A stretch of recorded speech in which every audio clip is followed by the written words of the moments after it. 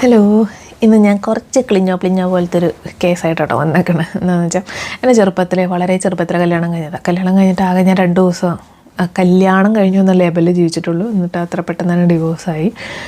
പക്ഷെ ഞാൻ വളരെ ഹാപ്പിലി ഡിവോഴ്സായിട്ടുള്ള വ്യക്തിയാണ്. അപ്പോൾ അതിന് ശേഷം ഞാനിങ്ങനെ പിന്നെ അത് ഭയങ്കര ചെറുപ്പമായിരുന്നു. അത് കഴിഞ്ഞ് പിന്നെ നമ്മളിങ്ങനെ നമ്മുടെ കൂടെ ഉള്ളവരൊക്കെ കല്യാണം കഴിക്കുന്നു, കുട്ടികളൊക്കെ ഉണ്ടാവുന്നു, അതൊക്കെ കാണുമ്പോൾ നമുക്കൊരു ആഗ്രഹം വരുമല്ലോ. പിന്നെ വീട്ടുകാരാന്ന് വെച്ചിട്ടുണ്ടെങ്കിൽ എപ്പോഴും ആ കുട്ടി നിനക്ക് ഒരു കുടുംബം ഉണ്ടാവാനാണ് നമ്മൾ എണ്ണ വെച്ച് കാത്തിരിക്കുന്നത്, അങ്ങനെ ഇങ്ങനെയൊക്കെ ആയതുകൊണ്ട് അപ്പം ഞാൻ വീണ്ടും ഒരു ബന്ധത്തിന് ട്രൈ ചെയ്തു. പക്ഷേ ആ ബന്ധം ഞാൻ മാത്രമാണ് ഒരു റിലേഷൻഷിപ്പായിട്ട് തോന്നിയിട്ടുള്ള, മറ്റേ വ്യക്തിക്ക് ഉണ്ടായിരുന്നില്ല. അപ്പം ഞാൻ എപ്പോഴും എന്താ ചെയ്തതെന്ന് വെച്ചിട്ടുണ്ടെങ്കിൽ ആ വ്യക്തി എന്താ പറയുക, ആ വ്യക്തി അതായത് അതൊരു ഭീകര കഥയാണ്. പക്ഷെ ഞാൻ ആ റിലേഷൻഷിപ്പിന് വേണ്ടി ഞാൻ എന്താ ചെയ്യുന്നത് വെച്ചാൽ ഞാൻ എന്നെ മറന്നു. അതായത് ആ വ്യക്തിക്ക് എന്താണോ കംഫർട്ടബിളായിട്ട് വേണ്ടത്, അല്ലെങ്കിൽ എങ്ങനെയാണോ വേണ്ടത്, ഇപ്പം ഞാൻ ഒരാളോട് മിണ്ടാൻ പാടില്ല, അങ്ങനെ ഇങ്ങനെയൊക്കെ ഇതെല്ലാം ഞാൻ ചെയ്യാൻ തുടങ്ങി.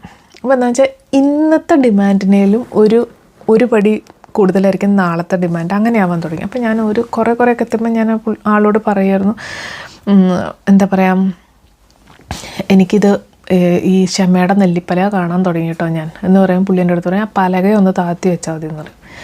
അങ്ങനെ ഞാൻ കുറേ സഹിച്ചപ്പോൾ പിന്നെ എനിക്ക് മനസ്സിലായി, ഞാനിങ്ങനെ ഈ ബന്ധം കാരണം ഞാൻ ഡിപ്രഷൻ, അല്ലെങ്കിൽ ഞാൻ മരുന്നുകൾ കഴിക്കാൻ തുടങ്ങി. അങ്ങനെ എനിക്ക് വർക്കിൽ കോൺസെൻട്രേറ്റ് ചെയ്യാൻ പറ്റുന്നില്ല. എനിക്ക് എൻ്റെ ചുറ്റും ആരും ഇല്ല. കാരണം ഈ പുള്ളി എന്നെ അതിൽ നിന്ന് എൻ്റെ ചുറ്റുമുള്ള ആൾക്കാരിൽ നിന്നൊക്കെ മാറ്റി. എല്ലാ ബന്ധങ്ങളും മുറിഞ്ഞ് അങ്ങനെ ഒരു അവസ്ഥ. അപ്പോൾ എനിക്ക് മനസ്സിലായി അതായത് ഈ വ്യക്തിയായിട്ടുള്ള ബന്ധം കൊണ്ട് എനിക്ക് നഷ്ടം മാത്രമേ ഉള്ളൂ എൻ്റെ ജീവിതത്തിൽ. ഞാൻ എന്നെ തന്നെ മറന്ന് എനിക്ക് എൻ്റെ ശരീരം ഇല്ലെങ്കിൽ പിന്നെ എനിക്ക് ആരാ ഉള്ളത്? ഞാൻ ആത്മാവുണ്ട് മാങ്ങ എന്ന് പറഞ്ഞിട്ട് കാര്യമില്ല. ശരീരം നശിച്ചു കഴിഞ്ഞാൽ പിന്നെ ഞാനില്ല. ഞാൻ വിചാരിച്ചു ഇങ്ങനൊരു വ്യക്തിക്ക് വേണ്ടി ഞാൻ എന്നെ നശിപ്പിക്കേണ്ട ആവശ്യമില്ല. അപ്പം ഞാൻ പിന്നെ ആ വ്യക്തിനെ എൻ്റെ ജീവിതത്തിൽ നിന്ന് ഒഴിവാക്കി. ഇതൊക്കെ ഒരു വലിയ കണ്ടം കഥകളാണ്. അത് കഴിഞ്ഞ് ഞാൻ പിന്നെ എന്നെ സ്നേഹിക്കാൻ തുടങ്ങി. അതായത് എൻ്റെ ശരീരത്തെ ഞാൻ കെയർ ചെയ്യാൻ തുടങ്ങി, എൻ്റെ മനസ്സിനെ കെയർ ചെയ്യാൻ തുടങ്ങി. അതായത് ഞാൻ സന്തോഷമായിട്ട് ഇരിക്കാൻ തുടങ്ങി.